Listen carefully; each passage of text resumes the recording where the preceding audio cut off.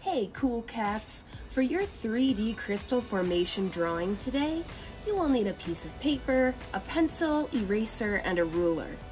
If you don't have a ruler, any straight edge would work. Anything you can find with a nice straight edge on it will work to trace some straight lines. That's all you need it for, is to draw yourself some nice straight lines today.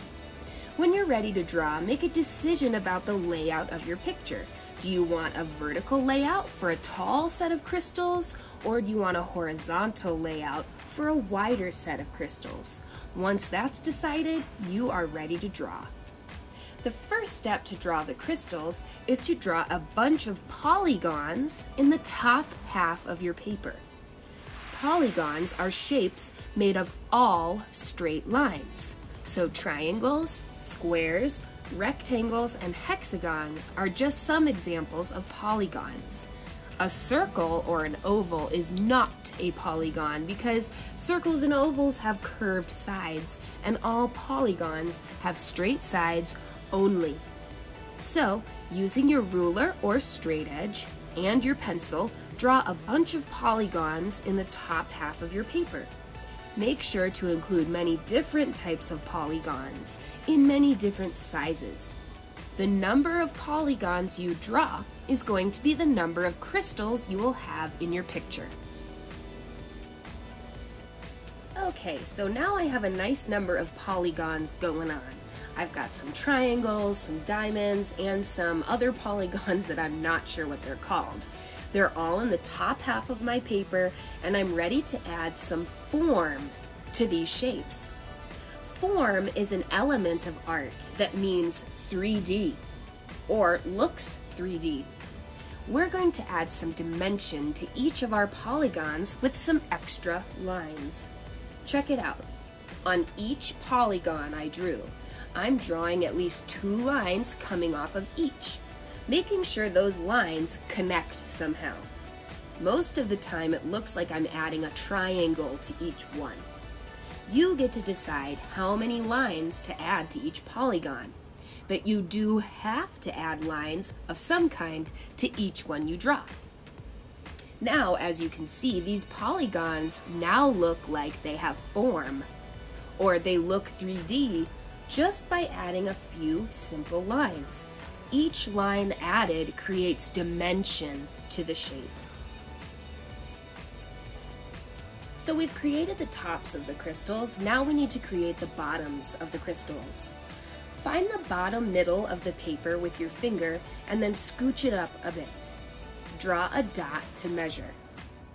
Using your straight edge again, draw a straight line that connects the bottom corners of each polygon down to the dot.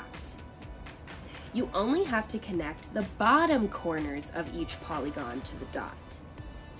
As you continue drawing lines from the bottom of each polygon, you may notice that some crystals get in the way of the other crystals. In that case, you'll have to decide which crystal you want to have in front of the other one. I want this crystal to look like it's behind this one, so when I draw my lines from the corners, I'm going to stop the lines as soon as they hit the crystal in front. This is called overlap. Another way to give any picture form and dimension. So the crystals in the back row here are definitely going to have to be behind the front row, right? So I will make sure to stop my lines as soon as they hit the front crystals. The last thing to make your crystals even more crystal-like, you may want to add some more lines connecting the corners up in the tops of your crystals. Where you choose to put the lines is up to you, and how many you want to put is up to you.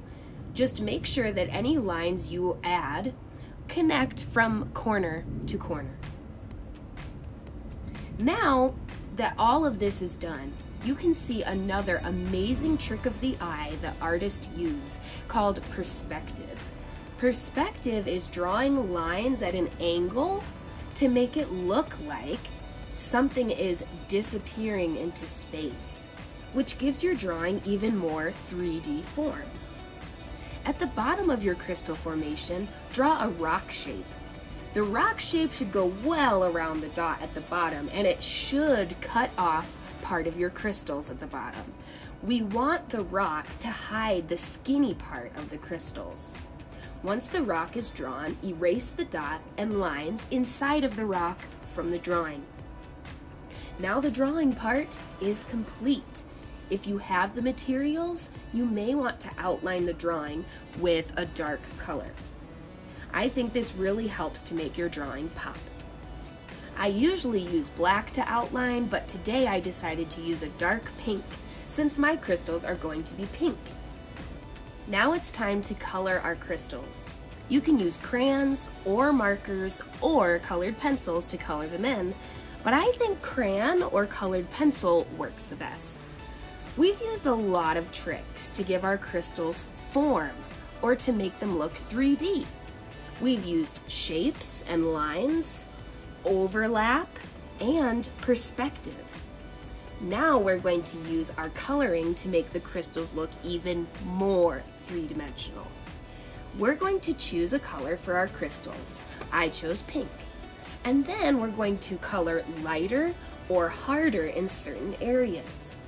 This will give each crystal shadows and highlights. When you use dark and light colors to create shadows and highlights, it is an element of art called value. Value helps make flat drawings look 3D. So here we go.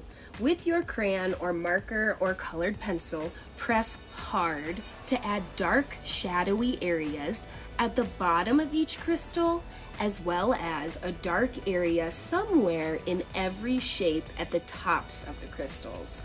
Remember, to make these dark, shadowy areas, press hard with your coloring tool. These dark areas will be the shadows on the crystals.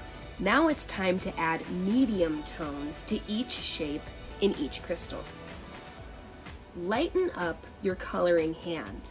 Press a little lighter and gently color in most of each shape of each crystal, but leave a teeny tiny white space in each shape. These white spaces will be the highlights. Now I'm sure you can see how much more form these crystals have, how much more 3D they look after adding color in different values, light, medium, and dark. Now color in the rock that your crystal is growing out of. Rocks come in all different colors, right? Gray, black, pink, a mixture of all of those. I am going to show you how to use markers to make dark and light values in this rock. Just like the crayons, the harder you press, the darker the color will be.